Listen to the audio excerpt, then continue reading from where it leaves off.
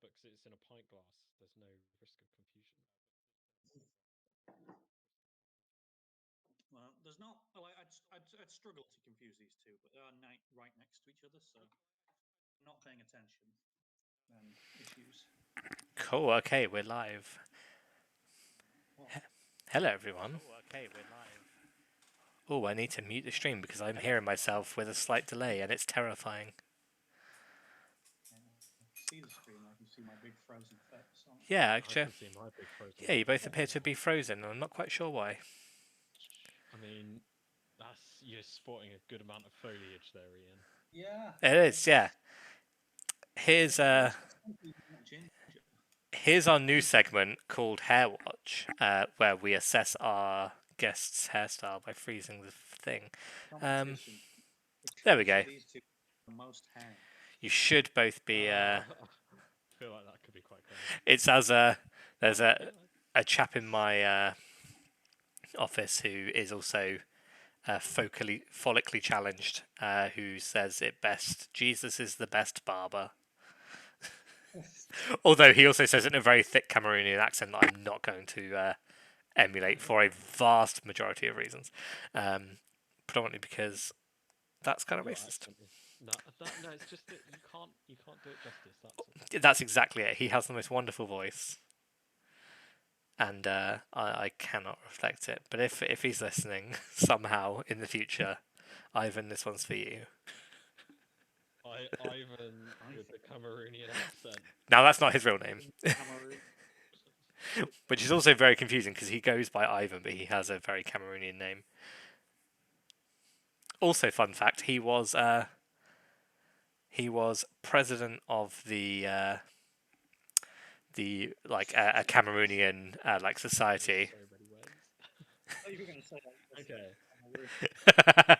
And we were out once, and he called us to find out where we were, and no one recognised the number, and we googled it, and it was just the Cameroonian Society number, and we couldn't quite work out why someone from that would be calling us. It was funny. Anyway, hello chaps. Sorry, I should probably introduce you. So we have a double whammy on stream tonight for several reasons. A, because I don't trust either of them to hold up. No, that's horrible. Mainly because, obviously, for those of you who were tuning in last night, sadly my internet died, as did the stream, just as I was showing off my sexy Necron Shiny Boys team t-shirt. So I have come back today in true Necron fashion, reanimated with more people than I started with. Like the good old days of Necrons, where I could keep reanimating dead stuff. And I have Rob and I have Ian. Hi, Rob. Oh. You're just on the guest list as Rob. I hope you don't mind that. Oh, it doesn't have my full honorific. I can give you your full honorifics if you want to tell me what they are. General Scumbag. General Scumbag. Okay. Is that like a brackets honorific? General Scumbag. Okay, cool. Is it like general in name with a comma between them? Right. Okay. Cool. I wasn't sure if it was a like an honorific, like like the actual general. Like that was you've got like some like rank I don't know about. You've got like lieutenant general, major general, general scumbag. Just one tier of scummage higher than you. Cool. Sorted. Yes, so that's Rob. Hello, Rob. And obviously, for those of you who came in yesterday, we have Ian. Both of whom are buddies of mine from the real gaming world, if anyone remembers what the real gaming world was like, and also members of the most premier all Necron Highlander team to have ever existed in any team tournament. The award-winning, no less. Award-winning, I should say. That's correct. Yeah. So. Rob, go on. Give us a bit of your. I feel like Rob should get to tell the story a little bit, just because Rob had to suffer all day with the pylon. I had the worst. It was in the before times of what was it, 2019? Oh, long ago. The Cardiff 4v4 team tournament where each team member had 50 points, and the rule of 3 was applied across your entire team, but you weren't forced to all have like matching factions or anything. You could be anyone you wanted. So of course we decided to all be Necrons because YOLO.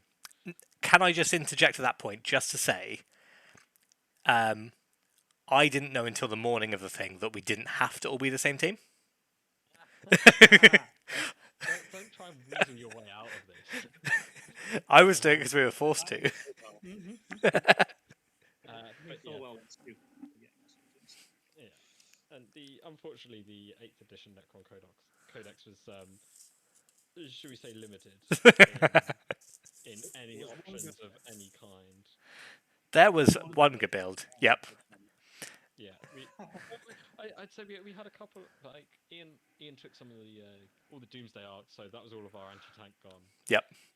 Scott took all the Wraith, so that was all of our melee capacity gone.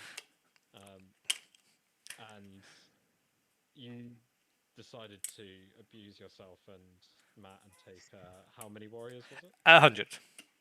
Yeah. Yeah. And Xeris and a couple of Ghost Arcs. And so yeah, what was left but to just say let's go full ham and take a 490-point model, which is only good against knights. But then knights were in the meta at the time, right? Like knights were a thing. They were. They were a thing, just not in Wales, apparently. Very clearly not. We didn't see a single knight army against us, although there were knight armies there. Yeah, we didn't face them. We did, however. To shoot a hive tyrant? Yeah. I did, and he managed to roll. I think it was 5 4+s out of 6, or 5 5+ on his invuln out of 6. And if any of them had gotten through, he would have died. But no, he was fine. Because to be fair, was Pylon flat 6 still then? It was 6 plus D3. Ah, what is it now? Doubled if it was Titanic as well. I don't know what it is now actually. It lost the fancy doubled if Titanic thing. Ah. They got rid of macro. I mean, let's be honest though. Because it realistically one shots a knight every time it shoots it. That's why you take it. Two wings get through. That is any knight gone. Yeah. But then also, like, I know there was a lot of kind of argument and saltiness, shall we say, if you can believe it, when the Necron Codex dropped, because people got very, very cross about the changes in quantum shielding and in reanimation. And I feel like this is something we probably quite discussed as a group at the time. Obviously, we have a shiny group of all of our shiny boys. Although I feel like we need to expand that because there's a lot more shiny people now. I think we need to keep it because we're the OG. And True. We can have a separate new one. I mean, I'm going to throw it out there. I think the true measure of our success was the fact that that this, in the 2020 tournament that was cancelled, sadly, there was an award named after us. Is there actually? I didn't see that. Yeah. Explain. It was the Shiny Boy Award or something like that, and it was for like the most fun team list, I think. I can't remember. Do you remember, Ian? It was either for like the kind of best themed lists, or the best themed team, or the best single army, single faction. I think it was for the best theme. Because I think it's gone. I was just going to say, I think our theme was really just going in and hating ourselves and saying that we're gluttons for punishment. I mean, I will say, when someone first floated the idea, I did kind of say I'd do it as a bit of a joke. And then Ian was like, cool, I've booked our team in. I was like, shit. Yeah. You then realised how many warriors you had to pay. It's fine. To be fair, it only took me a week to paint them. Because obviously Necrons, although I have since, one of the things I did last year was repaint my entire Necron collection, all 7,500 points of it. So it's now rusty rather than shiny. But I think... Exactly. I mean, although to be fair, I thought I was being fun and edgy, and it turns out everyone has rusty Necrons now, so I wasn't. I'm going to claim credit for it, though, even though there's no feasible reason. But I think this is why... So yesterday I teased this. One of the things I mentioned in kind of the advert for the stream on my Instagram was... because I think the weirdest thing about that tournament for me now is that if you look at the 4 lists that were taken, so the triple DDA, the Pylon, the Race Spam, and then the 100 Warriors, Xeras, and Ghost Arcs, I reckon, especially with Nightbringer, which is also in my list, Nightbringer, Xeras, maybe not Xeris, but certainly Cryptex, and then Ghost Arcs and there's many warriors you can throw at a table, is probably the most meta list of the four now. Yeah, yours is easily the best list now. Although all my I think 100 it's warriors have still- Gorse Flares. Well, that is an issue. Yeah, you're gonna have to clip all those off. It's fine, I've got Imperium. I'm just going to get another 100 with Reapers in case Flares get good. I can't believe you got Imperium. I actually, technically, so I think what I did when Indomitus came out, I got 3 full sets of Indomitus. And then I bought a bunch of extra warriors and Scorpex, so I had basically maximum of everything you could have. And I actually still think I have 20 or so unbuilt Indomitus warriors. So I should be able to make those into Reapers and start that way. Because I basically gave all of my other warriors away to my brother-in-law. Because he wanted to play Necrons and I didn't want them anymore because I wanted them all to match. And then just replace them with 100 new ones. A totally normal thing that any sane human being. Yeah, but they had to match. They had to match. But it was weird because my massive Necron, because a lot of my stuff I had in my list, I had a bunch of Scarabs which got replaced, a bunch of characters that got replaced, and a bunch of warriors that got replaced. So I had this weird phase where I had like 4,000 points in Necrons, I guess, kind of pre-Indomitus, and then I ended up post-Indomitus only having 18 Wraiths until I built the rest.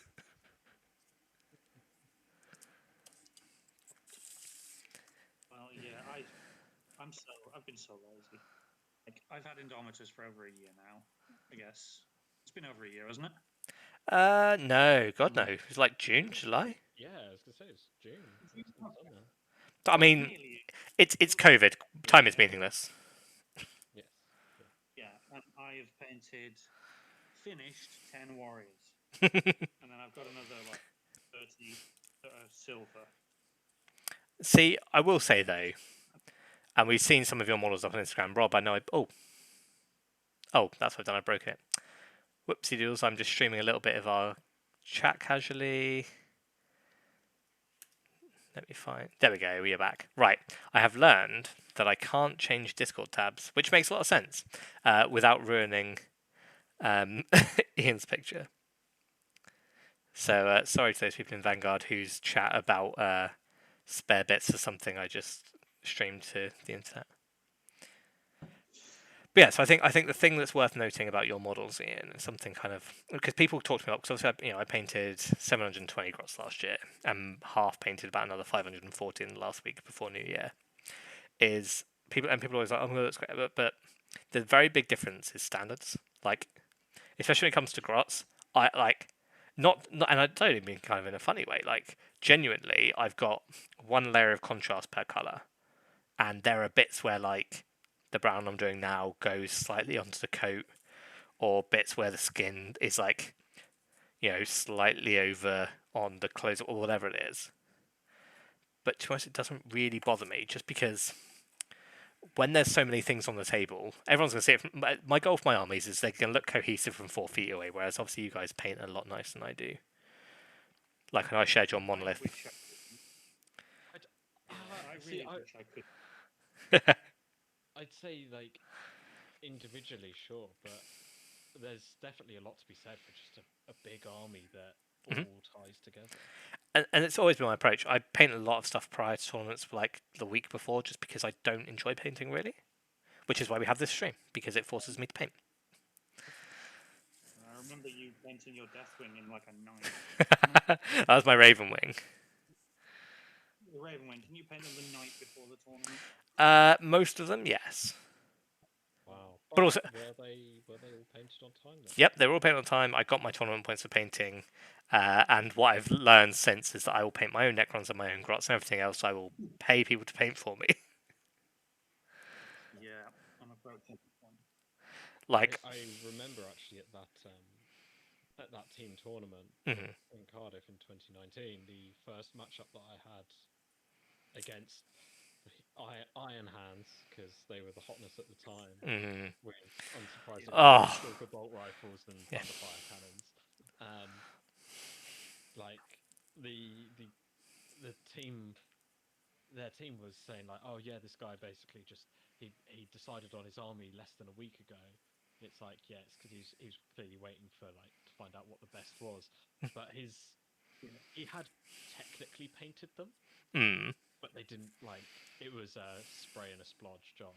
And then Ugh. when I told him Yeah. to, like I said to his face, you realise you're not actually going to get the points for painting because you haven't got anything on the bases. He frantically pulled out a sheet of stick-on grass tufts and No. just started going to town. I just like the problem is I think for me like my armies aren't always going to look great, but they're always going to look cohesive. Like from a distance, like if you pick them up, they look naff. If you look a little bit closely, then they're okay. Like so if you don't look closely, then they're fine. They look like an army. I feel like it's kind of a respectful thing to your opponent. Mm. Like your opponent's painted to a standard and kind Yeah. of. As I have no problem, like for fun nights we have, so we have an angel point fun night. If people bring along unpainted armies, that doesn't bother me. But at a tournament, I'm like, come on, like there's something, it's just something different about playing with painted models, right? Yeah, Just it is. I don't know. I guess it's yeah. It is just everything looks nicer. Everything just feels better than like as well. The tournament organisers who have gone to quite a bit of effort to set up tables, get some yeah. good looking terrain out, and yeah, you rock up with just nothing but grey. And like I'm always in slightly too much because obviously like I'm someone who so I've never really enjoyed the hobby side of the hobby in terms of like building and painting. I'm getting into it a lot more now with orcs. I think everyone should go through an orc phase, just to do silly stuff because I think it's one of those things, and it's something that I know everyone will be able to relate with, where you can kind of see an idea of how you want something to look in your head, and you try and do it, it never looks like that, and you kind of get a bit disheartened.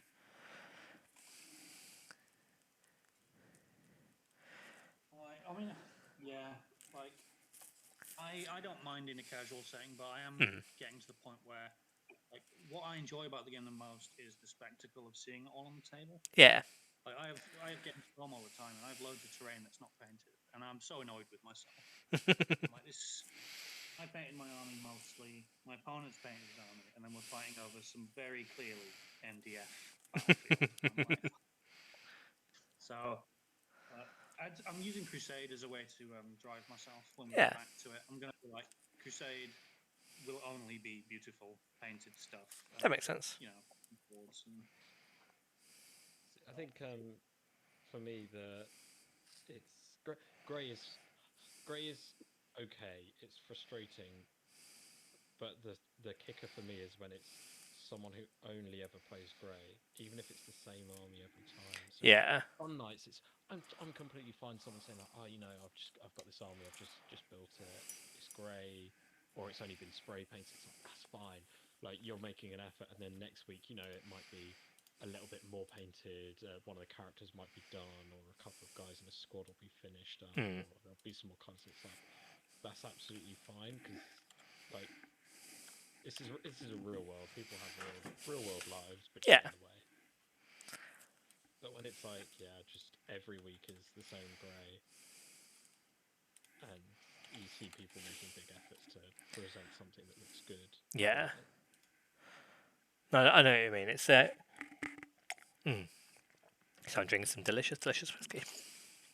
But yeah, it's a bit jarring because my favorite, I think one of my favorite bits, maybe my favorite bit for that weekend, apart from a guy in what was the mission called where you nominate characters and only your characters can score, and you get points having them alive and points for scoring them. Intelligence I secured or wouldn't tell you something. the names because they've changed now. Yeah. But I remember the game you're on about. And so the point of the game was you nominate up to 3 characters who were carrying the intelligence you needed, and basically they scored points in the middle of the game for holding objectives, of holding the central objective rather, and then towards the end of the game they just score points for being alive after I think turn 2. And on his turn 2, he was playing a Harlequin bike and Eldar jet bike list with some fire prisms, and 3 Eldar flyers, and I just literally moved my entire blob of an army onto the middle objective. Because of some actually quite poorly placed terrain, there was like a massive piece of impassable terrain between him and the objective, and I felt kind of bad. And then my Nightbringer was sat at the front, who was one of my characters. but Zeras and the Cryptek were the other two who were just sat inside the little bubble of 100 warriors that were just resurrecting every turn because you could daisy chain. Like 100 warriors immune to morale, getting buffed, it was great. And he charged his Autarch into a unit of warriors. And he was like, "Oh, I don't know if I should charge your Nightbringer." I was like, "Well, look, if you don't charge your Nightbringer, I'm going to be honest with you. I'm going to heroically intervene him into that Autarch and try and kill him."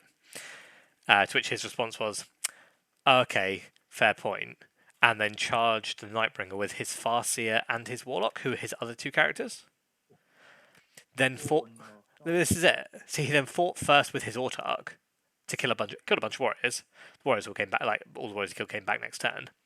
The Nightbringer then interrupts and cuts the Warlock and the Farseer in half, as you'd imagine, because wounds through the Wazoo. This Yeah. was only old. This is an old baby Nightbringer. Yeah, or baby Nightbringer. It wasn't really- 4 attacks, 2s to hit still, I think. But yeah, it wasn't like amazing. He failed both of his involves and just cut both in half. And on my turn, he charged the Autarch and killed him. And I was like, by my turn 3, he had nothing left that could score. And I felt kind of bad because what I then did was the Nightbringer in that game killed all 3 characters and a fire prism, at least. And his planes were just flying around. I think the mistake he made in that game, the chap, is he just kept flying around the board, just shooting random units of warriors, rather than shooting any one unit of warriors at a time. Excuse me. And bear in mind, I was rolling twice the turn for the warriors, with a 4 up to bring them back. I think I ended up with like 6 models off the board by the end of the game. It was very mean. It's one of the advantages of Necrons and Elves because they were so bad, no one knew how to play against them. Yeah, that's fair. Because you never saw them. But then when you I remember that game. Yeah, I mean that game was then immediately followed by the game where you have a central objective, which negates invuln saves, which is one of the bits of shtick my army had, and I had to just march 100 warriors into 3 Iron Hand repulsors being healed for 6 wounds a turn each, or 2 being healed for 6 wounds a turn each because of strats and stupid characters. That was the first game I ever had where I was like, I don't want to play 40k anymore today. I'm done. Luckily, it's the last game. No, it wasn't. It was the penultimate game. Yeah, I remember. Oh, it was sad watching that. yeah. It was just the most futile thing I've ever done because there's literally nothing I can do other than charge the middle of the board and just hope I score enough points before he kills everything. But his repulsors all just immediately obviously flew onto the objective, and like my shooting just couldn't do anything meaningful. And your wonderful 5-inch movement. Oh yeah, so far across the board. Just amazing. And then the next game I played. Who was one of our club people? Because we played club team last game. I played. You played Lee, didn't you? No, I played. Who was playing Raven Goblin Marines? Alec? No, not Alec. I can't remember. But I played Matt. That was our second game against his Drop Scions, which also not an ideal list for Necrons when you've got to claim middle objectives because it just drops in front of your army. The plasma guns blow up whatever they want, and then you've got a massive line of stuff. You've got to kill everything that's dug in before you can get past them. I played that list in one of our practice games. Yeah. I played against him at Big, and I got a first turn and managed to drop one of the Valkyries and go to this artillery pieces. Nice. It's a very good Alpha Strike list, and I just never recovered from the Alpha Strike because immediately both Ghost Arcs went down. Yeah. But it was a good game, it was a friendly game. But the last game was just me marching Necromorphs again across. Because remember, they had like one bad terrain board per round. And so I had a building to deploy behind, so I didn't get immediately shot. And then he blew my Cryptek up with a shoot round corner bolters anyway. And then I literally had to come out from behind that, march across an entire board where the only cover was a crater towards a whole bunch of Marines. Didn't go well. You had better success, didn't you, Ian? I did, yeah. So I went 4-1. The one I lost was against Iron Hands, and it was really close. It was in that one you were on about with the central objective of the character. Oh yeah. And the issue was you had a character, Iron Hands Leviathan, Oh, fucking hell. that could just sit up there and not be killed. Ever. Yeah.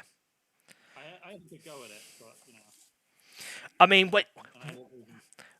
when you have 3 Doomsday arcs, right, which are basically, realistically, innate, the best Necrons could have for anti-tank, other than, maybe 3 Pylons, and you can't kill a single Dreadnought, there's a problem, right? Yeah, it was too much, and they fixed it. Fair play, but I don't know. I don't feel like dreadnoughts are necessarily fixed nowadays. I mean, they're weird. The problem is the meta is damage 1. It's still like damage 2 weapons, and they stack against dreadnoughts. So I like them because they force you to think about actually bringing some proper anti-tank.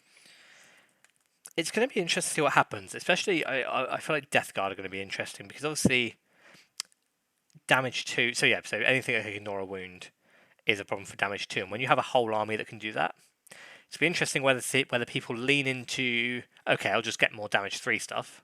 So maybe we see a comeback of Tau a little bit with rocket suits, or whether people are going to go, fine, sod it, I'll just go for. Rob is painting so finicky, it looks like his stream's frozen. It's great. You just see occasional flicks of the brush. But yeah, I don't know. What do you think? Are people going to go damage 1 or are people going to go damage 3? I think we're going to see Depends on the army. Sorry, Guardian. I was going to say, it depends on the army. Necrons are so wonderfully kitted out to deal with everything at the moment because we have so much strength 5 minus 2 damage 1. It deals with every problem in the game. Yes. But some armies can tech into high damage more. I think you might see Eradicators more again. Like at the most, you see 1 squad at the moment. I think we might see 2 squads popping up a bit more. I mean, Eradicators are hard to ever say that they're not going to be useful. Just the range, the damage, the new melter rule for them is just amazing against anything that is like -1 damage. So it's the interesting one for me. I wonder if just generally, and I feel like Death Guard's kind of knocked on the head because the other one, obviously, heavy bolters being a big thing now, and I wonder whether we're going to see a lot more heavy bolters, particularly in Guard. This is an interesting thing because it's heavy bolters are now just better than autocannons. Yeah, this is it. It's bizarre. Like 50 points for a 3 heavy bolter heavy weapon team squad. My only regret with Guard, well, no, I have many regrets with Guard, but the main one at the moment is that it's still only 3 heavy weapon teams per heavy weapon slot, which means you can only have 9 weapon teams, unless you're taking them in units, which feels weird because it used to be that you could have 3 units of 3 in a squad, right? Like in a single choice. This might have been back in 6th or 7th now.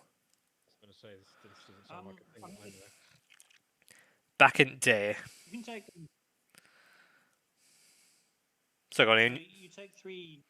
You can get 3 heavy weapon teams for 1 slot. Mm-hmm. Yeah.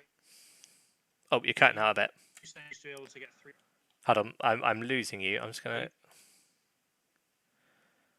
I'm losing Ian as well. Yeah. You were cutting out, Ian. You were going all robot-y. I feel like maybe you've just cracked the secret of Guard, and someone's unhappy and is censoring us. EW stepping in. Yeah. Sorry, try again. I was going to say, yeah, like you can take 3, so you can take 9 heavy weapon teams, and that's your lot. Yeah. That's the way it's always been, I think, putting them into squads as well. So it definitely used. I mean, I'm now thinking 6th and 7th. It used to be you could take a heavy weapon platoon, which is 3x3 heavy weapon squads in 1 heavy support choice, which was nice. That's crazy. That sounds like an interesting format. It's kind of where I feel like, and I don't want to mention the formation word given what happened at the end of 7th. The whole free rhinos for everyone. Do you want to have an army that has like 10 free vehicles? Play Space Marines. But it would be interesting to see something like that for Guard. As well. Well, True. I mean, they kind of like the surprising thing that I've seen is now Chimera are becoming more and more of a thing because they're, it's auto hitting. They can bring two heavy flamers. They're dirt cheap. Get you onto the objectives early, and all you do is you just move them up, charge them in, and then it's, oh no, your infantry is in melee with in engagement range with my Chimera. It can't shoot, but my Chimera can, and it also hits. We've So, we've gone from this weird thing of infantry being like disposable infantry locking up vehicles to disposable vehicles locking up infantry. exactly. Oh, apologies, my front door is currently being attacked, so I'll be back in a minute. I was saying this, that I think the Ghost Arcs become very interesting again because for 145 points, that is a hell of a roadblock. They are very hard to kill at points. Yeah, true. I'm sorry, I've always loved the Ghost Arc. I think they're lovely. I think they're lovely apart from actually, we need to start some Ghost Arcs. So exciting to get some Doomsday Cannons for my secret project. Yes, well, that reminds me. You said you were. Yes, I shall talk to you. Yes, I shall talk to you at some point soon about that one. But yeah, it's the Necron. I mean, I've said this. Pardon, sorry. If there's one thing I need, it's more unpainted Necrons. That's why I've subscribed to Imperium. Oh, God. Lunatic. I mean, to be fair, my kind of plan will be I'll just subscribe, and then when the Sisters editions come out, I will either swap stuff for them or just go and buy like 3 sets of each. Yeah, Forbidden Planet is the way to go if you want to order them. Order individual issues. So I figure none of them, like especially look at Conquest as an example, none of them are going to lose me money, right? So I may as well just go in for it and guarantee at least one. Also, like, I don't have any terrain at home or anything, so it's just nice to build a little collection of stuff. Like I'd like to have just a few little things that I can like, I can take along a little Sisters Army to fun night or whatever, and people can just pick up and have a go. Yeah, I'll probably be grabbing more of the Sisters stuff because it's the stuff that was in the special box. Yeah. They did. And I have that box, but I want a couple more. Yeah, they're one of the armies that I've never owned, but I've always looked at them like they're cool. Maybe I should have some of them. Yeah, I've got a few things sitting in my pile of shame. We don't say pile of shame on this stream, we say pile of opportunity. Yeah. I have a lot of opportunities.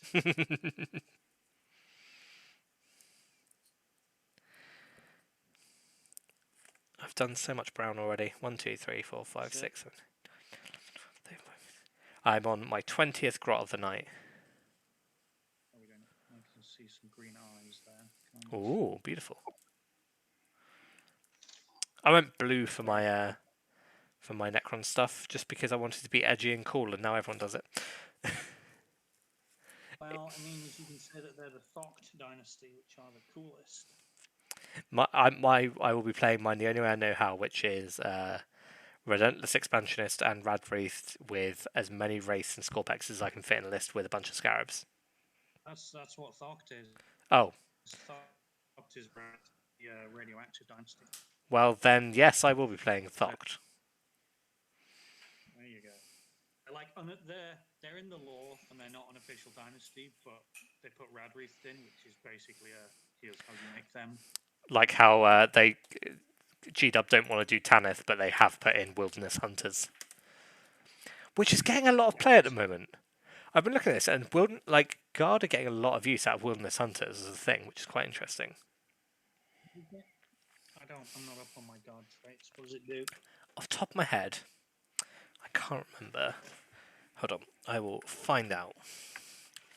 I think it's plus. I'm pretty sure it's like +1 cover basically, or it's either always have light cover or bonus to cover when you're in cover. Yeah, I mean, giving Guardsmen a 4 of play for how cheap they are. Yeah. is very powerful. And I think basically, yeah, it's basically the run a bunch of tanks forward and then just hide your guardsmen in terrain and live your best life. Customer trends doctrines. That's warlord traits. Yeah, I've been looking at some of the Necron traits. Mm. Really, if I had Gauss Immortals, I would be running 50 Gauss Immortals with the. There's one that's basically Bolter Discipline, but for Gauss. Oh, cool. And that means you can just have your 30-inch range Gauss Immortals firing, rapid fire at full range. And then that's gross. Oh, nice. Also, it is just a permanent cover save as long as you don't advance. Right, nice. Yeah. I'm going to presume that's been. Apologies, I am back. That's right. Were you being attacked by a cat? Did you say? No, there was. It was just my neighbour. I was thinking of a witty Warhammer related. Trying to come up with like the grots were at it again. But, no, literally just my neighbour was outside. Wanted to chat. Oh. Wow. Okay, we get your progress up. We're talking. I hope you were appropriately social distanced. We were, yes. There was more than 2 meters between us. The bucket of grot stands for good health practices. Following the law. Yeah. Respectfully.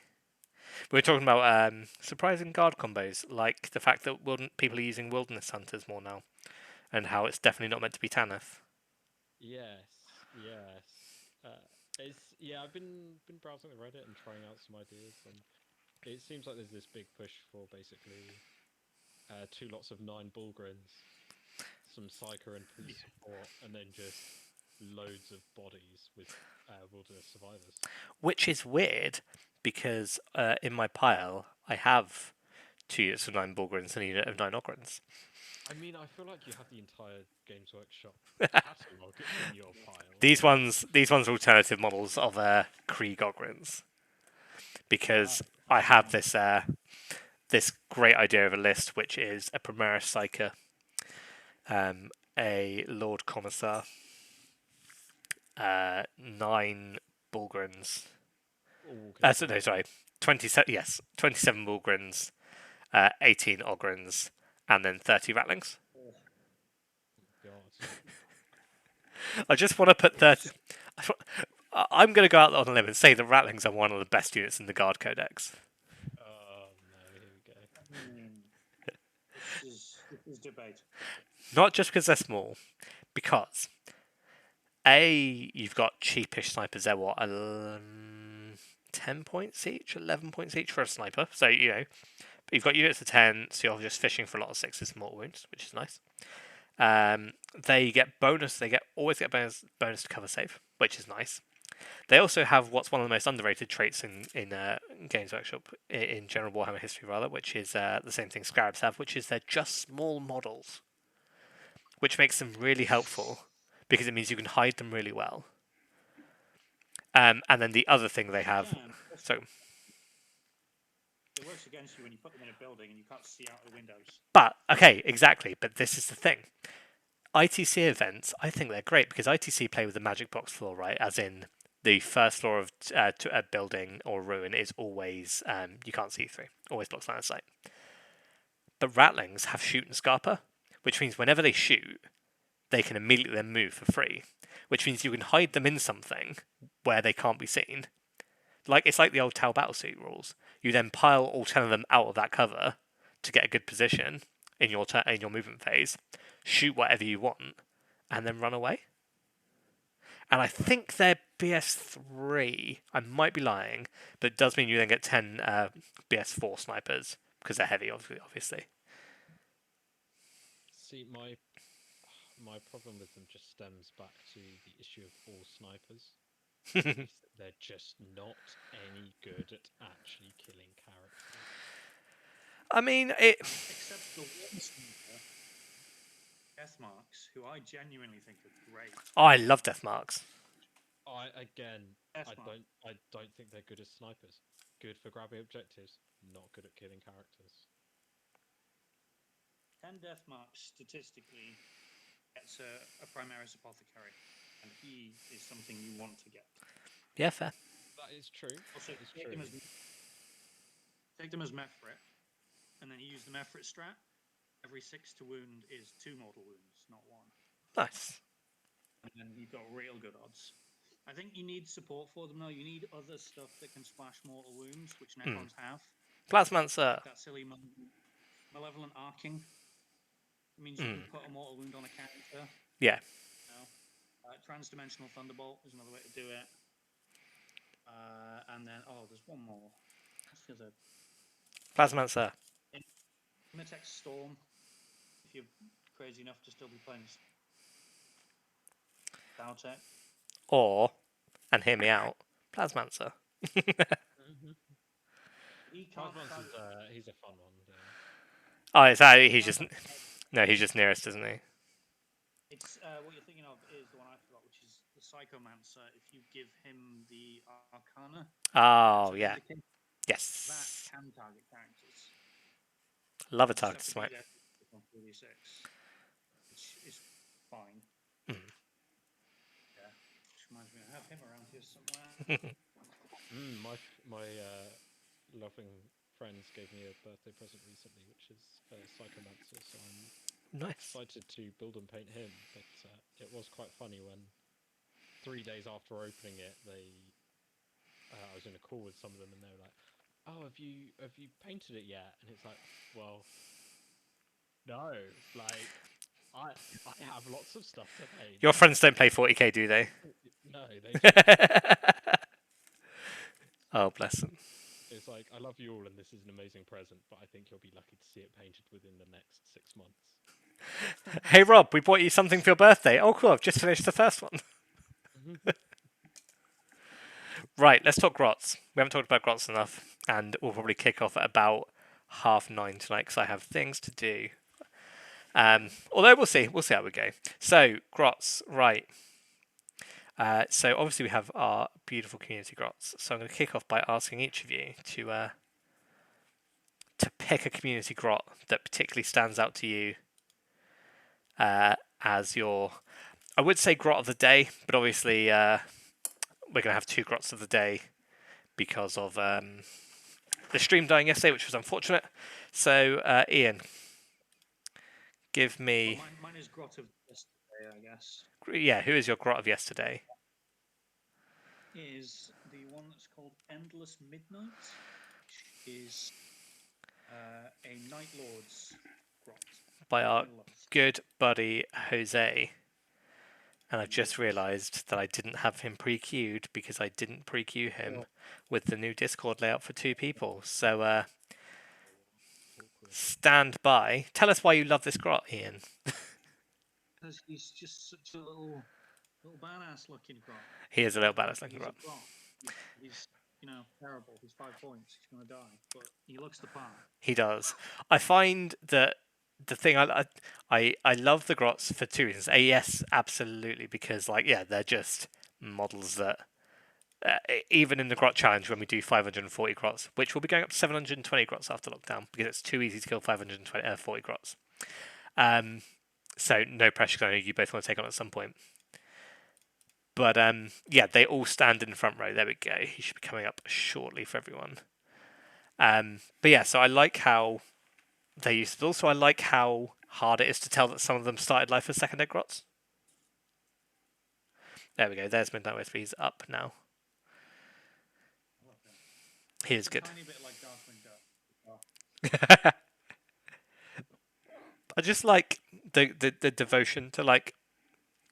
I'm pretty sure those claws. I was talking to Jose when he dropped off. It was in that weird window where we could do things mid lockdown when it wasn't really lockdown, and his claws are warp talon feet. Wow. Well, if anyone their warp talon bits around, it's going to be Jose. Well, exactly, yeah. Jose is. He wins. He's won several best painted armies when I've been tournaments. He has some gorgeous Night Lords. He's at Dementia Paints on Instagram, which I should probably actually put on that page. I'll pop them up.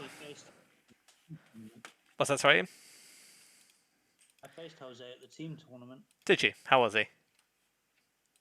He was lovely. A gentleman as he got Doomsday arced. What did he have with him? Did he have his Night Lords? Yeah, it was Night Lords. It was, a lot of deep striking dudes, a couple of decimators, I think. Oh dear. The Forge Worldy dudes. Yeah. Yeah, many big robot things that got Doomsday arced. Oh no. It was horrible. You're a terrible bully. Yeah, and one of them got Veil of Darkness destroyed at the Oof. Gen 1. I was like, no, I'm not dealing with that. I'm going to make that go away. I love Veil of Darkness, and it was zero use to me during that entire tournament. I'm trying to think what I used it for. The game against Matt, I used it to fly off to basically drop some more in his backfield and try and blow something up, and they got immediately vaporized by some guardsmen. So, go on, Rob, what were you going to say? I was going to say, I think as well, because I had also taken one of the 6. I think you guys felt pity on me for the models I had to choose from. So I had one of the units of destroyers that we were allowed, which was the Necron staple of the time. And I Veil of Darkness them up in my game against one of my games against Tyranids, and against 3 Hive Guard, all 6 destroyers did 2 damage total. And then this was promptly followed by the Gauze Pylon doing a sum total of nothing to the Hive Tyrant. And I'm not to saying which you can blame your list. my opponents was just like, I'm sorry for what the dice have done. Have you ever been so bad your opponents are and said, do you know what? Let's just pretend it worked. Well, I mean, I've had other games like that as well, where a friend said you did tactically everything right, but the dice said no. It's kind of why I like 40k though. The worst one for that, is Gur, bless him. We have a friend called Gur. His actual name is Geraint, and he's a lovely, lovely man who is one of the sweetest people in the world. He is a gentleman. But we played one of the last games we played at Fun Night. We played my warrior spam list, which was, I want to say, like 30 warriors, a Ghost Ark, Xeras, and a Cryptek, against his 6 Tyranids and a Zoanthrope list. I didn't kill a lot of the Carnifexes initially. I remember distinctly that at one point the Carnifex, the Zoanthrope, and the Cryptek had a close combat fight on top of a building because they were the only 2 units who could get up there, which was hilarious. But I felt so bad for that game because that was a game where I had 30 warriors on the table to start with, and I made 56 reanimation rolls during the course of the game. Like, stuff just wouldn't die. Like, I think in the end he had killed like 65, 66 warriors in total. And it was very silly. Even in 8th edition, when Necrons were bad, at low point level, yeah. Yes, they were. I had to stop playing them, to be honest, because I felt dirty. I'd go into a game with 6. If I went into a game with 6 destroyers, it'd be like, look, just don't bother playing. Like, this list will win. Or go in with like 40 warriors, and it's like, good luck. Yeah. I wish you the best. I mean, but then it was like I kind of felt a little bit vindicated by the fact that the rest of the codex was so bad. Like, yeah. It did get too much. I had to start building strategically not good lists to take the point. Can't take any of these units, or they'll just win. Like, you could comfortably fit a Doomsday Arc into an 800-point list. You did that against my grots. I remember you wiped out all of my grots. I brought 200 grots, and you killed them all. I did. It was mainly test like that, but I was so scared because you got the first turn and like hammered me, and I was like, oh, I need to hide and reanimate. It was the point at which I think one Necron Immortal went and hid behind a wall, and then 2 turns later, 10 Necron Immortals jumps out and just fried a bunch of grots that really brought home just how silly. Because this is it, right? if the reanimation protocols as they were, like we could just roll for every unit throughout the entire game, or the quantum shielding had stayed the rules as they were, but were in a good codex, people would have just complained about it non-stop, right? Like, if they were rules in the Marine Codex or something, but they were very well tempered by the fact they were in a shit codex. There's also a codex that thing is, not though, many they're people were using. Yeah, both of those rules, for most cases, got better. Mm. They just got less swing. yes, Like new quantum shielding helps you more often than the old one does. Yeah. It just the old one used to spike and be like, aha, your 6 damage was. which Whereas now yeah, it just means like sounds just don't wound you ever because they Yeah. can't because they're winning on 4s, Mhm. and then you get a 5-up in roll. Yeah. So you're still stopping getting through. You're just doing it in different ways.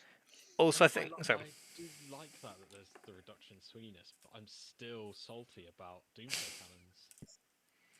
I wish they'd given them either flat shots or flat damage. You can't have D6 shots, D6 damage. Mhm. But I feel like, So unreliable. especially now, the trend you've got with D3+3 as being such a big thing. Yes, exactly. Like, give it D3+3 damage. Every other anti-tank gun we have. Mm. Like all of our other anti-tank became D3+3 or 3D3 in the case of the low.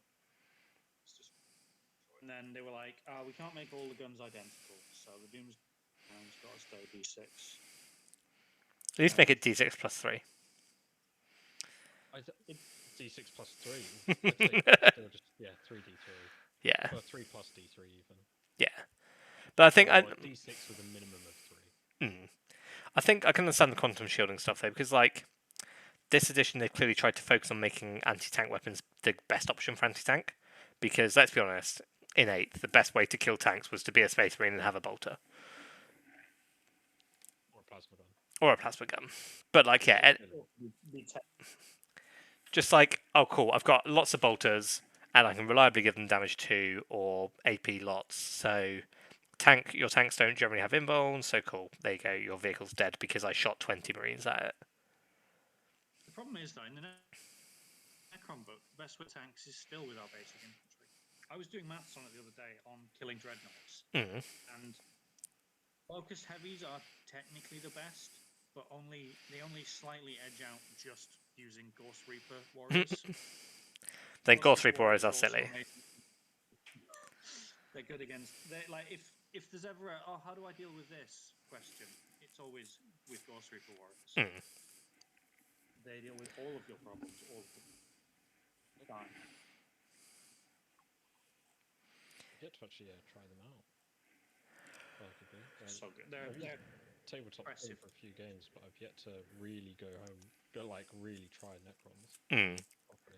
Same. I just, as much as I appreciate what Tabletop Sim's doing, and I totally understand people like it, it just doesn't have the right feel for me. There's just a big black hole where you should have like the general over the table chat and the feeling of kind of like having models and stuff. It's turned into a video game, and 40k isn't a very good video game. Yeah. Like, if I want to sit and play a video game and chat to people, there are much better ways to do that. The good stuff about 40k is the mixture of it being a game and the social stuff. Yeah. Yes. Not bother with. It's like when people play D&D. I'm like, as much as I love digital dice, you can't beat the clack of some good home dice. I'm in a D&D at the moment. It's pretty good. We just use Zoom and it's entertaining enough. I mean, to be fair, I do a lot of my rolling in D&D Beyond now because I love D&D Beyond. I think it's great. I've got over the initial saltiness of having to rebuy stuff, and now I have most of the content. It's fantastic.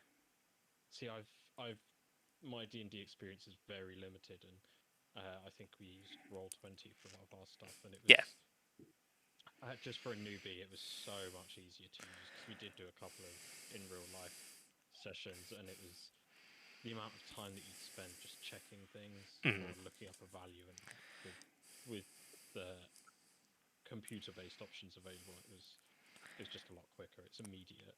Yeah, it's interesting. Although, do you know what my new favourite thing I've seen? It's a new Kickstarter being released soon called Pixel Dice. And so there's already dice that like you can get where, if it lands on a 20, it will it'll like flash or something. But these are fully programmable dice, so they charge wirelessly and they connect to your computer wirelessly, and you can program them to like just have general lighting effects going on all the time. So you can switch around. You can have it on a certain dice roll. It'll do a certain like type of animation of the lights or change lights, whatever. It sounds fantastic.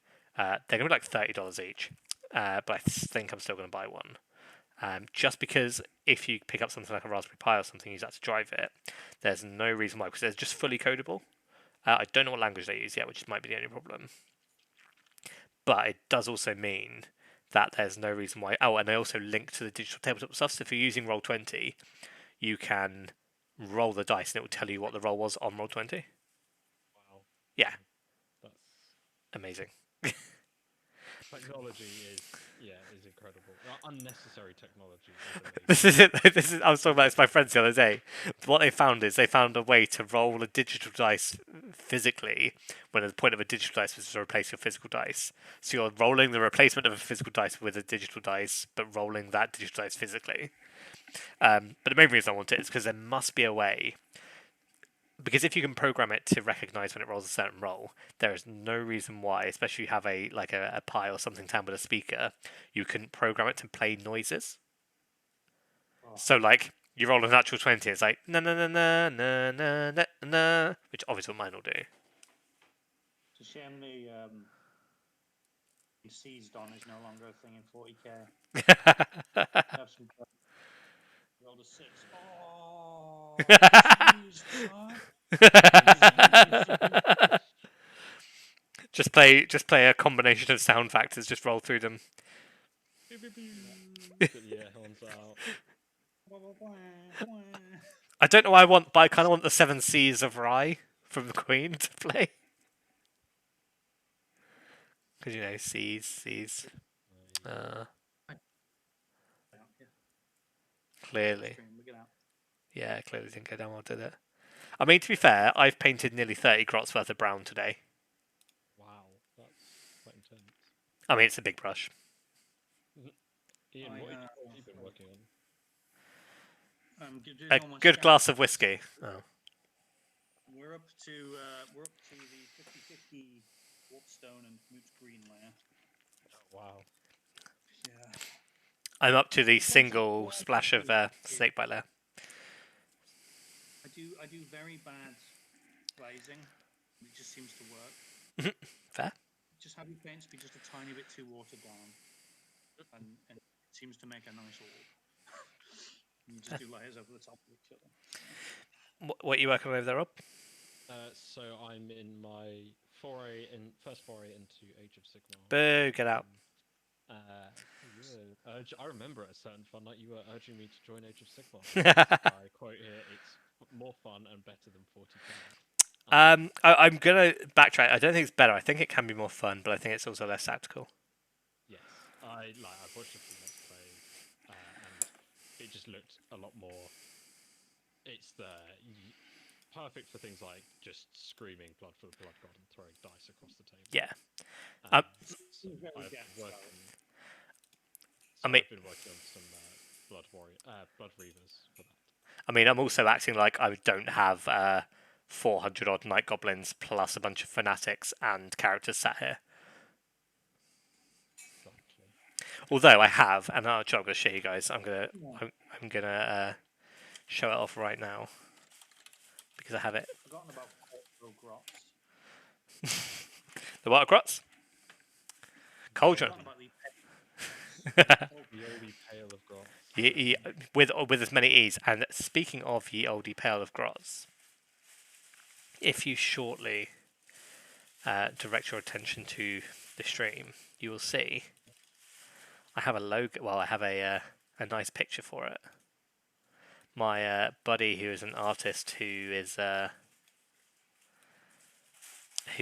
done all the art for the grots so far, has sent me a new logo for ye oldie bucket of grots, and I love it. Come up shot. There we go. There's the new logo for ye old bucket of grots. Oh wow! I'm very aware it's not pronounced ye old, by the way. Before I get told off by by language students. But it's in my head. It will always be ye old bucket of grots. But there you go. There's the new ye old bucket of grots, which is going to go. I need to paint them at some point. Although I've got about 100 or so, I reckon, grots to do brown on, and then I've got to do 540 grots worth of silver, and then I can start on the other 600 or so that have arrived / are due to arrive. I've got 200 arriving from Canada, and I've got currently what I've taken to doing is I've got a box just filled with grots that are like unprocessed, so need base coating and blah blah blah. And I've just taken to weighing them instead, because I know a grot weighs about 2 to 3 grams. Sorry, but it's about It's about between 1.9 and 2 grams depending. And I've got currently a kilo of grots in there, which means there must be about 500 grots in there, I'll say.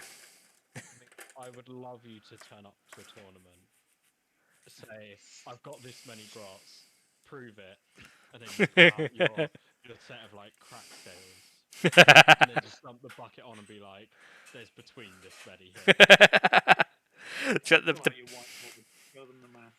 The best thing. You've been cutting these grots with. I think you get what I have worked out is I think it's about 150 grots per liter. It's about 150 to 180 grots per liter. Is a measurement. But my favourite thing I've done with that so far is when we managed to have mini vanquish. So you guys at mini vanquish? Ian, you were there, weren't you? I was. Yeah. I was. Yeah. Of course, you were on the group next to me, but we were forbidden from talking because we weren't in the same bubble. But for mini vanquish, what I had was I had 5 units of grots, 4 units of grots on the table at any given time, and I had 4 different colours. So every unit had a different colour of coat. The idea being that it'd be much easier to tell them apart then. But what I made sure I had just in case was 180 of each of those colours of grot. So if someone did turn around to me and say, "Well, hang on a second, that's not a consistent army painting scheme," I go, "Okay, cool, give me 1 minute," and just plop the new ones on. We don't have anyone like that. Yeah, we were fine. It was largely just also to have a bucket there, because I've been thinking. So I'm going to go and do an LVO at some point soon, probably in the next year or two, depending obviously on life stuff. But I can't. My problem is I can't not take the bucket with me. Like if I'm going to go all that way, I'm in a really weird position where I can't go to the biggest tournament I've ever been to and the biggest hanging of people playing 40k I've ever been to, and not take the bucket of grots and a bunch of stickers to hand out. But I also, if I'm going to go all that way, I probably shouldn't take a list that is just purely grots. So I don't really know what they're going to take. Really, convert up a lot of like grots stood on other grots' shoulders. Orcs. So I am working on some stuff like that, but they're all going to be. I've decided all the orcs in the grot army are going to be squigs, or similar, or maybe some grots. So been chatting to some people about that. But yes, so what I might do is, so at the LVO, generally this Sunday there's not really any play, because the Sunday is when the top 8 play, which means on the Sunday what happens is people generally tend to run their own like mini tournaments and stuff. So they'll play a few people and they'll play some games and just chill. So there's a reasonable chance your silly grot army makes the top 8. There is a definitely a chance. I'd say 1 in 1,000 because that's where people play. But in this low volume, 3 damage per shot meta, this with your lowly always wounded on a 2 grot. This is genuinely kind of a thing though. If the meta swings round to that, like rather than people going down, if people go down, right? Okay. If half of the meta stuff is either not being wounded on 4s in terms of like Deathwing, or is ignoring 1 damage, i.e. Dreadnoughts and Nurgle. Yeah, and Wraithguard. Yeah, everything. If that's the angle we go down, if people choose to overcome that with just as many damage 1-shots as they can, I'm absolutely screwed. If people choose to overcome that with just taking as much damage 3 shooting as they can, I might be alright. You might be, but all of your mech guns are going to die. That's the problem. Oh, I won't have any mech guns. I think the only way, if I play a bucket of grots at the LVO, the way I play it is minimal characters. So just go for literally war bosses with power claws just to try and punch big stuff. And then you just fill the rest with grots. So you go minimum 300, probably 360 grots. And then a couple of war bosses and a couple of weird boys. Just to wing grots around the table. And then you just like fill the board, middle of the board, because especially with smaller board sizes, you can probably cover all of the grots units in the morale immunity bubble. Would you not start having issues in terms of just the area of your deployment zone? Yes. So I know this because I know that my 540 grots cover a deployment zone of about almost a 24-inch square. So yes, Isn't there a mission that has like a deployment zone in the middle, the little square box thing? Maybe. I think in that case, what I'd have to do is just fill that with as many grots as I can, and then just make sure I've got plenty of CP to hold a bunch in reserve. Because obviously the benefit is there's a unit grots isn't much in terms of power level. If you are blessed in this edition of having that as an option, you So- just have to say to your opponent, "Do you mind if I low-key trial my deployment because you know exactly what it's going to look like anyway because there's not that much to vary it." Yeah. While I figure out how many grots I can and can't fit. I think basically what I need to do is reasonably, because given the boards are generally kind of similar, I think what I need to do is just reasonably assume a kind of certain size of what's it called? Like a certain footprint of impassable terrain that I can't stand stuff on. Call any ruins or anything with multiple floors as a bonus, and just have a cheat sheet for every mission deployment. How many grots I can reasonably deploy? Yes. And it's like, right, cool, I'm pretty sure I can get 180 down here. So here's what I'm going to do. I literally just say, I'm going to put my characters down here, here, and here. And then every other inch is going to be filled with grots. So please go on and deploy. And I will just carry on doing this. That's option one. Option two is I take a serious list and a kind of boring list like my Deathwing or whatever, given I now have a fully painted Deathwing army. Again. And then just say on the Sunday, cool, you all bought 2k armies that you thought could win a tournament. Come and see how many grots they can kill in 5 turns, and just run as many back-to-back Vegas grot challenges as I can. That'll be good. You have to have a prize. It would be good fun. It'd be interesting.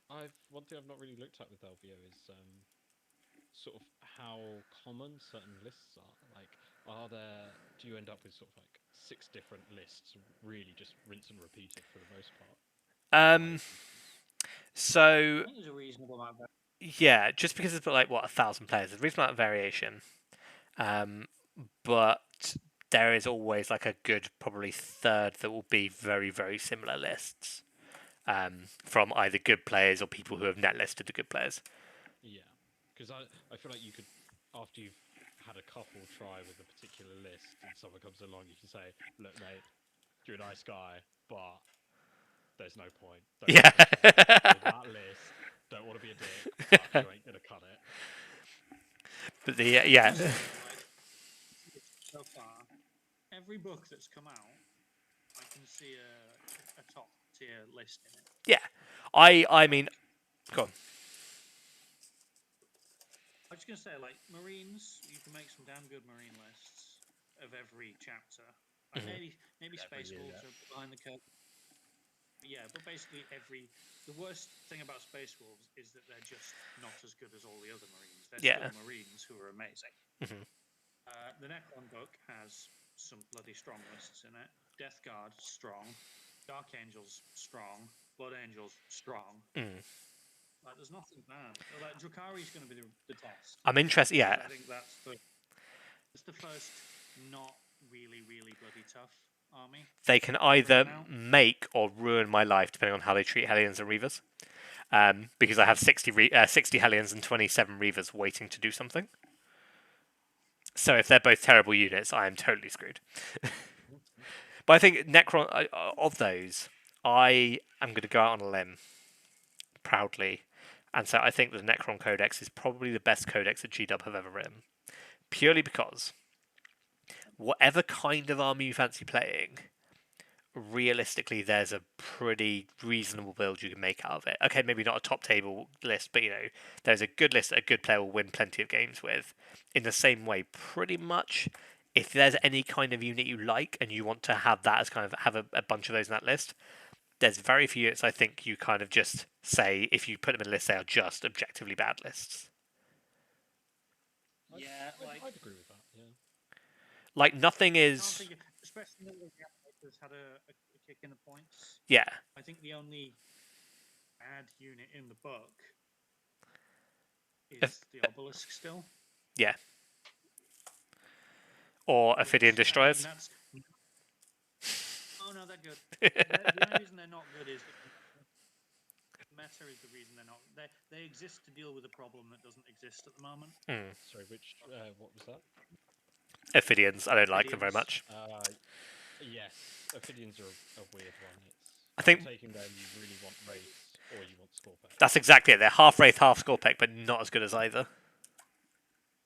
They're better at clearing less tough stuff. Like if Eldar become more of a thing, and Ophidians become more interesting. Yeah. And they've got good maneuverability. But this is. I think they've got. Yeah, and this is the other thing, right? It's a very future-proof codex, I think. Like, depending on. Like, there's something in there to deal with every type of threat as opposed to specific units. Like, I don't look and go, how can I kill Eradicator? It's really easy. I look and go, cool. What have I got that I can deal with? Multi-wound, good armor save, relatively good toughness. Oh, cool. Well, okay. Flayers, apart from Reapers. Reapers. That was Everything is called Reapers. But there's always other ways of doing it as well. Yeah, that is true. I still feel flayed ones have been hard done by. Yeah. No. Have you seen the maths on Novok flayed ones? I haven't. They kill a number. Nice. Because they've got 2 AP as Novok. They've got the exploding sixes. They've got fight twice strat. True. They've got the Novok strat for attack. And if you get them into combat on the turn that you've got the +1 strength, they don't just kill a knight, they comfortably kill a knight. Now, to be fair, I was going to say that's a lot of resource investment, but also it's a knight. Hey, Jose. Good against everything else as well. Jose says hi, everyone. There is no unit in the game that survives 20 Novok flayed ones, really. Yeah. But I think for me, though, the problem with them is that it comes back to that classic thing of making a charge after deep strike. But that's the thing. I don't think you need to deep strike them anymore. And you just charge them up the board. They've got a -1 to hit strat. You put a Chronomancer on them. You put a Reanimate on them if you're feeling disgusting. Because they're a threat that needs to be dealt with. Because they'll eat you. I also feel like they're a threat people don't think needs to be dealt with. Like you run some alongside like some Scorpex. Also, Jose said hi. Jose. You run alongside some Scorpex or something like that, and people can be like, "Oh shit, they need to die," and you kind of like sneak them in that way. With Wraiths, because Wraiths take a lot of firepower to get rid of. Yeah, and this is it. If the payoff is against a good list, either your Wraiths or your Flayed ones make it into combat. That's not a bad trade-off. No, I like Flayed ones a lot. And weirdly, I'm starting to really like the Psychomancer. Interesting. Like the two spooky units. You're playing Spookcrons. I'm gonna play the Spookcrons. Wait till Imperium comes out and there's that issue with the flayed ones in it. Oh, I'm gonna buy so many. I've literally already said to Area, if you can get them as soon as that comes out, please give me 10. Yeah, I was just like, I will have as many as you can get me. Because what? This is it. Flayed ones. Units up to 20 still. Yeah, you have 60 flayed ones in an army. And that. I also kind of want to see how Spooky Necrons with 60 Flayed ones and Psychomancers fare against the Grots. they would mince the Grots.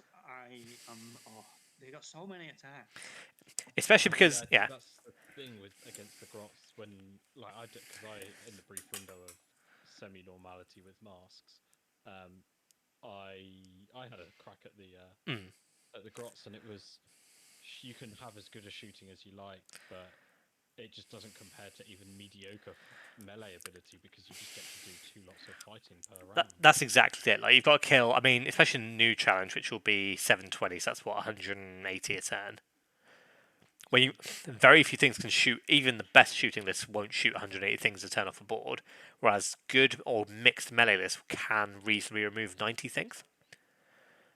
Especially with flayed ones, because flayed ones you run them in, you mince the front unit, you then fight again into the second unit after you shoot some gaps or something, and you just You do have to make the charge against both units that you want to go yeah against. So you have to A bit, yeah. But then if you shoot the front unit out a little bit with anything, there's going to be some overlap on one of the edges. Yeah.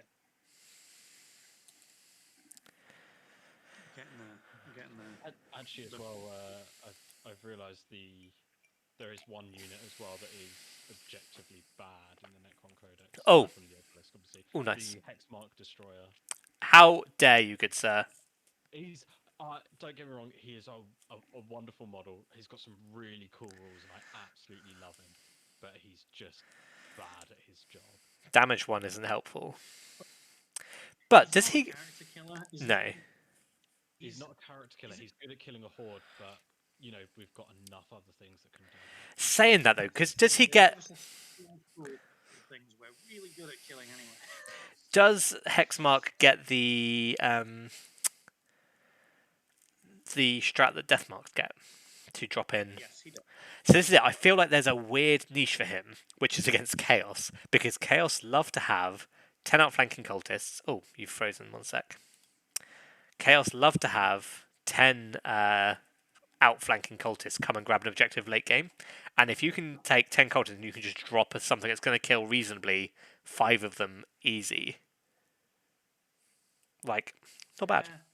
I mean, I'm not saying you take him mid-list because of that, but I think he has some utility. I wish it was his extra shots should trigger on hits, not kills. Like the Gene Stealer guy. Sanctus. Yeah. No, the Kelemorph. Yes. Successful wounds.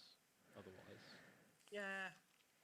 It would just be enough to make it a bit better. Bounced off anything tough. Well, yeah. As soon as he goes against a two wound target, it's like you may kill one and you get 1 extra shot and that's it. And that's not even going to do anything. Although again, 1 extra shot could be, statistically you're probably going to do 2-3 wounds to a 2 unit to a unit like that. So maybe it might give you the extra kill. It might do, but it's that thing of an extra kill doesn't mean much if you need to kill the unit. Yeah, absolutely. Yeah, I think you're right. I think he might be the only booby. But then at the same time, I can see a kind of future-proofing. Excuse me. A kind of a future. He's hilariously good against Gene Stealer cults. Yeah, true. If your entire thing is to pop up. True, yes. Unnecessary anti-Gene Stealer cult unit. It's like, oh, you've deep struck this unit in. I'm going to counter deep strike in and kill them. He does. I guess he also has that value in just like. I mean, you don't want to pay that many points for a roadblock and a strat, but if you've got a unit that's holding the objective, there's 2 or 3 of them on there. If you can deep strike him in, so if your opponent deep strikes a unit to kind of try and clear that objective, just putting another roadblock in a way could be helpful. But again, I think in that situation anyway, 10 death marks are better. Yes. And which is what I love death marks. this is it. That's what I love the idea of using him as a counter drop, because if you're already holding an objective and the opponent drops something into clear, not only can you drop in and shoot them, but you can drop in and potentially hold that objective small. Anything that puts just an unexpected roadblock in your opponent's way when it comes to objective play has to be alright. Yeah, I love death marks so much. I love their strat.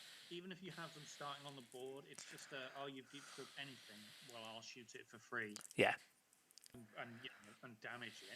Like, you probably wouldn't waste the time against Terminators, but I think 1 or 2 wounds comes in, you're gonna get rid of a couple of them on Yeah. the way in. It's really good against some things, particularly. I can see it being really good against guard scions, who Yeah. their whole shtick is it's a high value squad with no toughness. You Yeah. can't strike and delete something, and as soon as they appear, you just say, "Well, I'm going to remove half of their special weapons now." Mhm. You save yourself a lot of grief. Yeah. Also, the other reason I like them with something like scions is because scions rely a lot on bubbles, which means you can Yeah. really, especially depending on where they drop on the board, you can really use that to kind of force something. So no one's going to drop their scion character behind their scions. Whereas if you don't pop the strat until they drop their first unit, they then say, "Cool, I'm going to drop my character behind here." Like, cool, well, I'm going to stand these boys right behind them, and you kind of just use it to manipulate where your opponent's going to have to place stuff on the board. Like, you suddenly just create this weird null zone they can't deploy in that wasn't there when they started deploying their bubble of stuff. Especially stuff like The other thing, yeah, go on. the other thing about death knights is even if they don't kill a character, they force your opponent to hide their character. Yes. Which is good. If Yeah. you poke out, you could lose your head. Mhm. Death Knights have enough fire. Like most snipers, the Vindicare will never kill anything. He's useless. He's terrible. But You Death say that, Knights, but if I have two of them in my anti-grot list. I mean, anti-grot. Mainly because I want. A single shot. So this is my Why? my anti-grot army that I'm going to take and try and take on the grots with for 720, just to prove you can kill 720, is 2 company commanders, 40 guardsmen with las guns, 4 hellhounds, 9 heavy weapon teams with mortars, 30 ratlings, and 2 execution squads. Because all of the assassins do really helpful things. Like, against the grots, there's 3 things you want to be able to do. 1, you want to be able to remove characters, which you can do with all your snipers, and also some of the character assassins. 2 is you want to beef up how much strats cost, because like popping grot shields just making it more expensive is really helpful against the grots. And then, so basically what you do is you drop in, your rattlings or whatever shoot the warped, and either the warped dies because of all that, because that sniper fire is going to kill them, or they pop grot shields. If they pop grot shields, cool, you now shoot the warlord and kill the warlord. Your aim is to as soon as you get rid of the warlord, you're against the grots. The Vindicares are amazing because every single time you kill a grot in a unit, even if you only kill one, they're 50-50 to fail a morale check. Oh. And they've got 72-inch guns hitting on 2s and killing on 2s. So you just have those 2. You never have to worry about your range. This is it. And so you just start picking grots out from back units and just trying to force and whittle the units at the back down by making them fail morale and making them run away. And also because the rest of the assassins are insane. The best unit to kill grots with, as I will always maintain, is Never Saw Assassin. Yeah, Never Saw Assassin. Because it's 100 points, 8 attacks, so 4 shots with a pistol, hitting on 2s, killing on 2s. Then 8 attacks on the charge, hitting on 2s, killing on 2s. Every kill is another attack, and then you can stratify it again. So statistically, in one turn, it kills, I think, 30 without double fighting. And also, it's small enough of a footprint to get him into 2 units. So with 2 CP every turn, an Eversaw can reliably kill 60 grots. Thing is, I could quite easily see those grots, well, their mates behind them killing the assassin. Yeah, potentially. But then, if you do, there's a chance he explodes and kills everyone. Mind you, that doesn't matter against orcs, does it? What's that, sorry? Did you ever saw the one that can only ever be hit on 6s? No, that's the Calidus? One or two. I remember these, because I never see them anymore, because they're bad. But even then, this is it. So you've then got the ones that drop in, which mean that the Warped can't do its powers as well, and can always target him to shoot. And they've all got 4 attacks, which kill grots on 2, so that none of them are particular slouches when it comes to punching stuff. I was going to say, I think it's the Calidus comes in with the... Is it The Caldas that gets the 3d6-inch charge? The Yeah. no, the Eversol gets 3d6 charge, but the Calidus, yeah, the Calidus deep strikes like d6 plus 3 inches away or whatever it is, something like that, That was it. or it might be d6 inches away. I think it's probably +3 just to make sure you're outside engagement. Yeah. Well, yeah. I do like the assassins. They are good fun because they're just so out there. Yeah. In what they can do and their abilities, and it's just adds a little bit of fun. But My only regret with them is that because of the rule of 3, you can't take Assassin. you can't take an assassin army, and I would love to be able to walk. Even if I had to take 4 detachments worth and I couldn't fill the points, taking just 4 of every assassin to a fight would be fantastic fun. I guess you're limited to 12 assassins, which is only This is at 1200 points. 1200 points. But if there's ever a 1250 point tournament, then I am going to 100% take along a 12 assassin list. Because I think, weirdly, it does really well. Because it deals with so many threats really well. With it, as well, because it's got so many deep strikes. Yeah. That's something that I love doing. If I'm playing guard and I have a lot, if I go for a really Scion heavy army, it's just I'll bring a bunch of fairly cheap Scion squads and just drip as soon as the opponent are out of their deployment zone.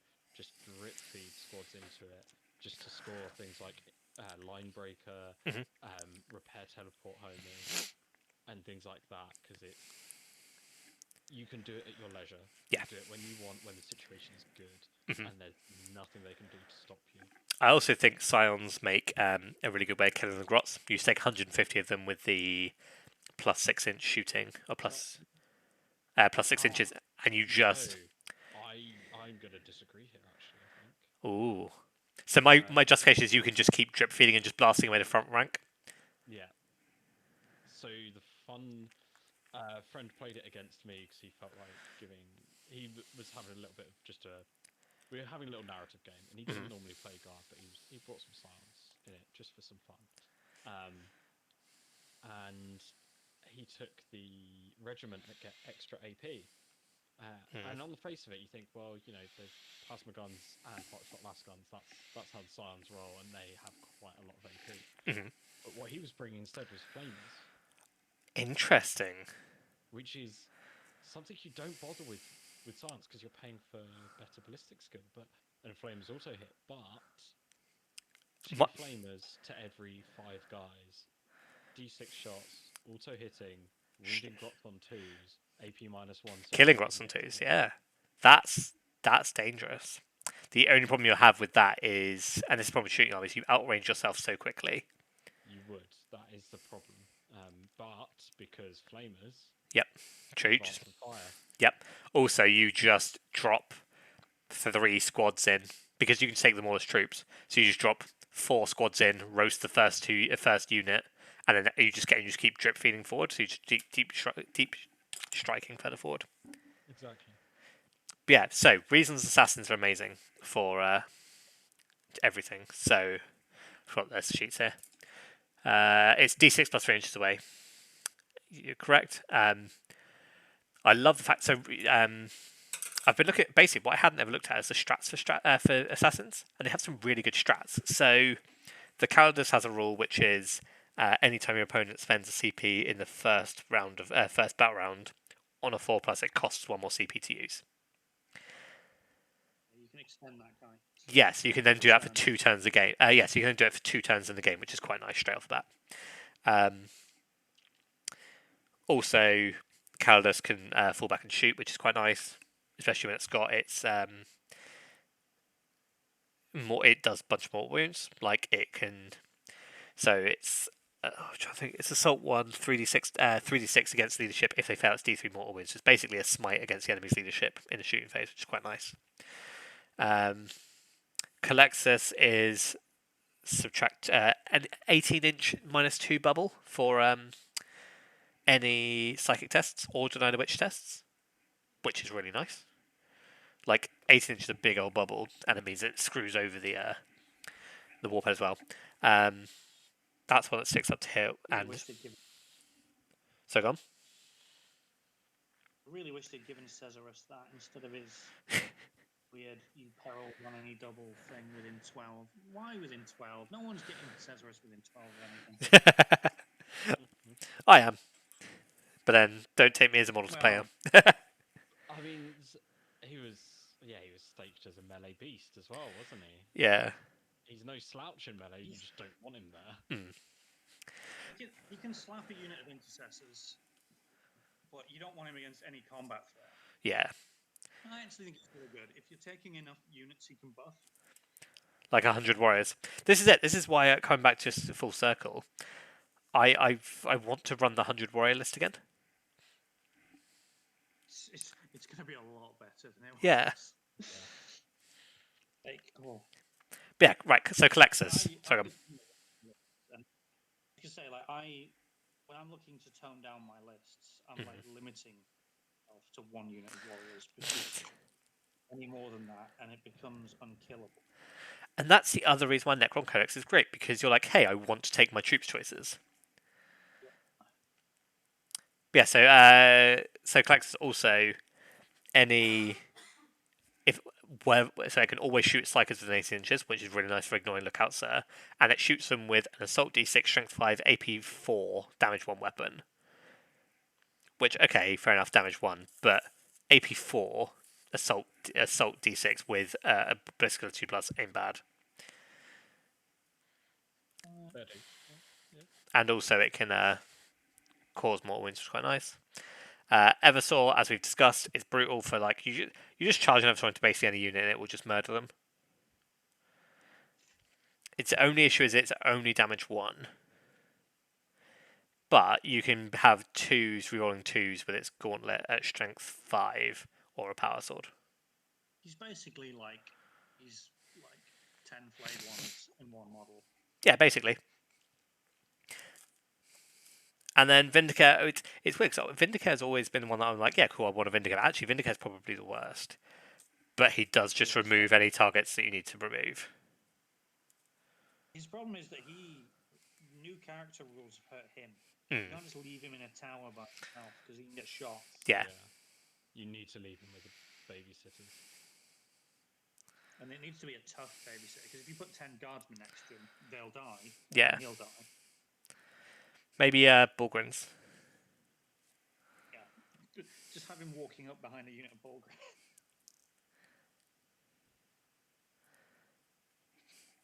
But then they get some really decent strats I never really knew.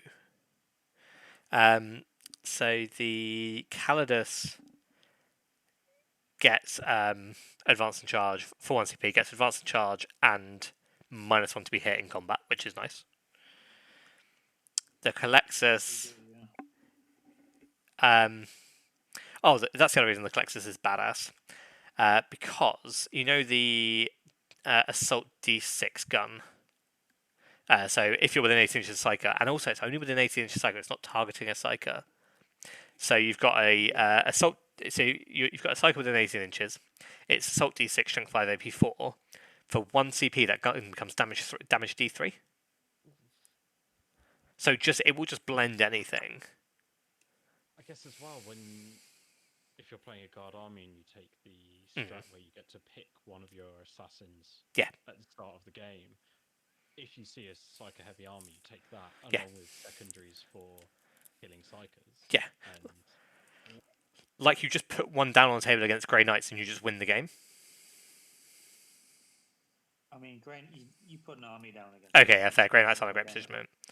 But you look at something that's running.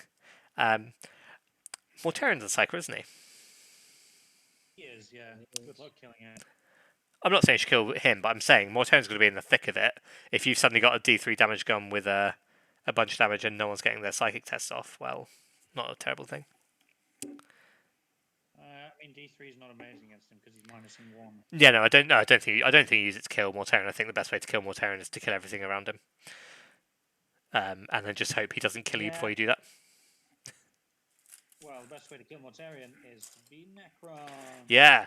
Nightbringer. This is it. I still feel like Nightbringer is the best thing to go toe to toe with Mortarion. I think in a prolonged fight he doesn't win, but he's also like 150 points cheaper. Yeah. He doesn't win, but he takes him out of the game. Yeah. He means that you can kill Mortarion because you will have softened Mortarion up before that fight happens. Yeah. So With your death marks. That's fine. With your Gorse again, Gorse Warriors.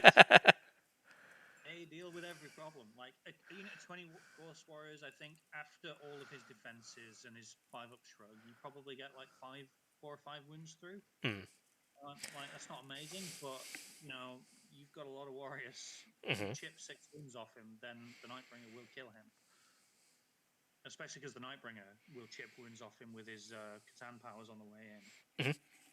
I tell you the other reason I love Klexus, just randomly, because Klexus also has a power to, and weirdly, it's a 3-inch range, which means you don't need to be in engagement range.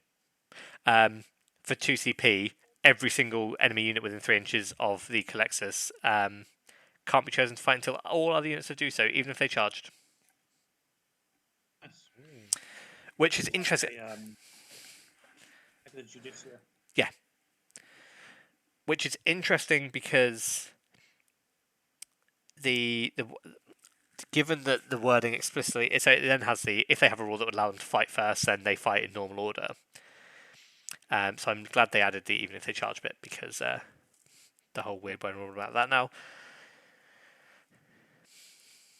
So on the topic of odd things that are close range but still ranged abilities, Grots. that I saw about recently is again with the Necrons, the Radwreathed. Yep. Dynasty trait. If you're within 1 inch, you -1 to their toughness. Yep. And yes, as you point out, Ian, there is a warlord trait for adds 3 inches towards your. Oh shit! And also there is a command protocol which adds another 3 inches to your auras. So your Catacomb Command Barge, which is a massive model anyway, and can be hidden as a character, anything within 7 inches of him loses toughness, which in the shooting phase... That's incredibly interesting. I never thought about that before. Because that's it. My big problem with it, my big problem with that rule recently is that Nurgle now just get it for free and with range, and it gets better as the game goes on. Yeah. But actually, that's... Yeah. I don't actually, outside of Mortarion being a bit much, I actually think the Death Guard book is very balanced with the rest of this. Yeah, I think they are. I think they're what they should be. They don't kill stuff particularly well, but they definitely don't die.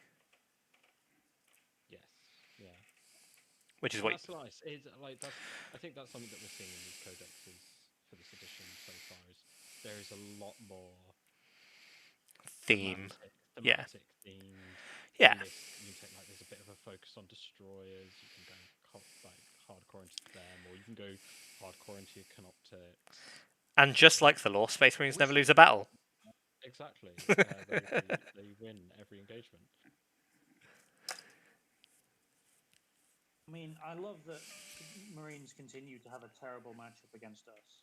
Because that was the thing in 8th. Even though Marines were amazing and then sucked, we had a quite good matchup. Because all of the stuff that we did have that was good was just really excellent against Marines. Yeah, absolutely. And now, again, all of our stuff is pretty good against Marines. I wonder how much of that is just because we're a new codex army. As we see more codexes come out, will they have the tools to deal with Space Marines better? I mean, you'd hope so, because I feel like the main issue with pretty much all the codexes last edition was that none of them were built. Like, Mech has always been what codex is balanced against, right? The balance for all armies has always been how well do they kill tactical Marines. And the problem is, when you suddenly introduce a new standard, which is, it's a tactical Marine with 2 wounds, And the whole army, the whole system just goes, what? Yes. I hope they all become better, but I think we do have... a uniquely good matchup. Our basic troops are just excellent at killing Marines. Yeah. Yeah. Wound on 3s, put them on a 2 And 5 up save. consistently win it. Yeah. Right. I've also just realised it is 10 past 10. So I think we're going to probably wind up there. I have painted 61 grots of brown today, which is nice. So thank you both for joining me. Oh yes. You're very welcome. We'll have you on again sometime. Thank you for the Necron chat. It's always a pleasure. And I will see you all on Monday, where I have another very special guest, which I'm very excited about. So I will see you all then. Cheerio.